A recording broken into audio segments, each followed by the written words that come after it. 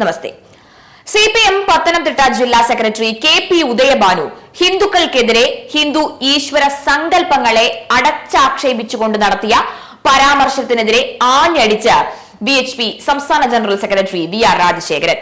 കൂർമ്മ അവതാരത്തെയും നാഗദൈവങ്ങളെയും അവഹേളിച്ച KP ഉദയഭാനു ഇത് പാർട്ടിയുടെ നയമാണോ എന്ന് വ്യക്തമാക്കണമെന്നും അദ്ദേഹം ആരാഞ്ഞു. കഴിഞ്ഞ ദിവസം Communist Marxist Party of India Pathanamthitta ജില്ലാ സെക്രട്ടറി സഖാവ് ഉദയഭാനു അവറുകള് ഹിന്ദുക്കളെ അടച്ചാക്ഷേപിച്ചുകൊണ്ട്, ഹിന്ദു ഈശ്വര സങ്കല്പങ്ങളെ അടച്ചാക്ഷേപിച്ചുകൊണ്ട് അനവസരത്തിലുണ്ടാക്കിയ അല്ലെങ്കിൽ നടത്തിയ ഒരു പ്രസ്താവന മാധ്യമങ്ങളിലൂടെ മനസ്സിലാക്കുവാനായിട്ട് കഴിഞ്ഞു. നാട്ടിലെ കൃഷിക്കാർ നേരിടുന്ന വന്യമൃഗങ്ങളുടെ ശല്യങ്ങൾ അല്ലെങ്കിൽ അവരുടെ ഉപദ്രവങ്ങളിൽ നിന്നും സർക്കാരിൻ്റെ സംരക്ഷണം ആവശ്യപ്പെട്ടുകൊണ്ട് മാർക്സിസ്റ്റ് പാർട്ടിയുടെ നേതൃത്വത്തിൽ പത്തനംതിട്ട ജില്ലയിലെ കോന്നിയിൽ പ്രവർത്തിക്കുന്ന ജില്ലാ ഫോറസ്റ്റ് ഓഫീസറുടെ കാര്യാലയത്തിലേക്ക് നടത്തിയ അവരുടെ മാർച്ച്, ആ മാർച്ചിന് നേതൃത്വം നൽകിക്കൊണ്ട് ശ്രീമാൻ സഖാവ് ഉദയഭാനു അവറുകൾ നടത്തിയ പ്രസംഗത്തിൽ പറയുന്നത്,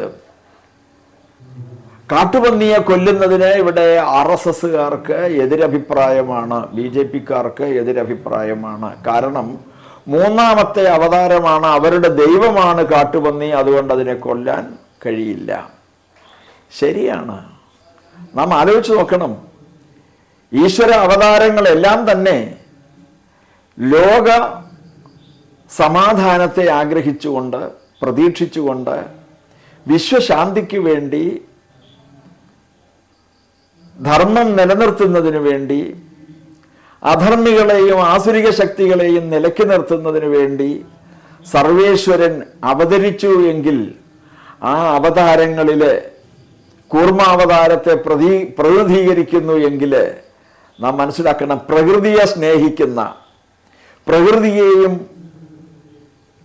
പ്രകൃതി സംബന്ധമായ സംവിധാനങ്ങളെയും ആരാധനയോടെ, കൃതാർത്ഥതയോടെ, കൃതജ്ഞതയോടെ കാണുന്ന സംസ്കാരമാണ് ഭാരതീയ സംസ്കാരം, ഹൈന്ദവ ധർമ്മം, സനാതന ധർമ്മം.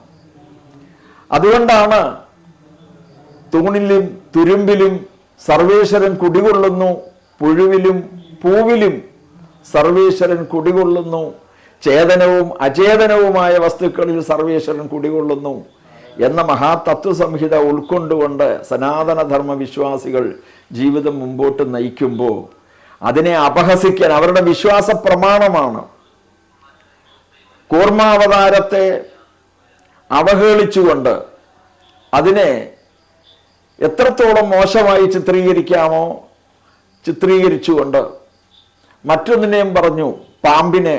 സത്യമാണ്, ഇന്ന് ജനങ്ങൾക്ക് നേരിൽ അവൻ്റെ കണ്ണുകൾ കൊണ്ട് നേരിൽ കാണാവുന്ന ഒരു ഈശ്വര സങ്കല്പമാണ് നാഗദേവതാ സങ്കല്പം അഥവാ നാഗങ്ങൾ. ആ നാഗങ്ങളെ പുച്ഛത്തോടെ കാണുന്നു എങ്കിൽ സഖാക്കന്മാരെ, നിങ്ങൾ വെട്ടിക്കോട്ടും മണ്ണാറശാലയിലും പാമ്പുമ്മക്കാവിലും നിങ്ങളുടെ അനുയായികൾ ഇനി ഒരിക്കലും ദർശനത്തിന് പോവരുത്.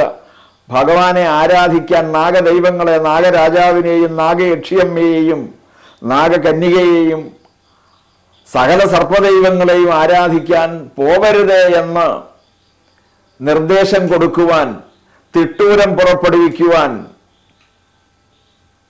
ഉദയഭാനു സഖാവിൻ്റെ പാർട്ടിക്ക് കഴിയുമോ? ഇത് പാർട്ടിയുടെ നയമാണോ എന്ന് വ്യക്തമാക്കേണ്ടതായിട്ടുണ്ട്.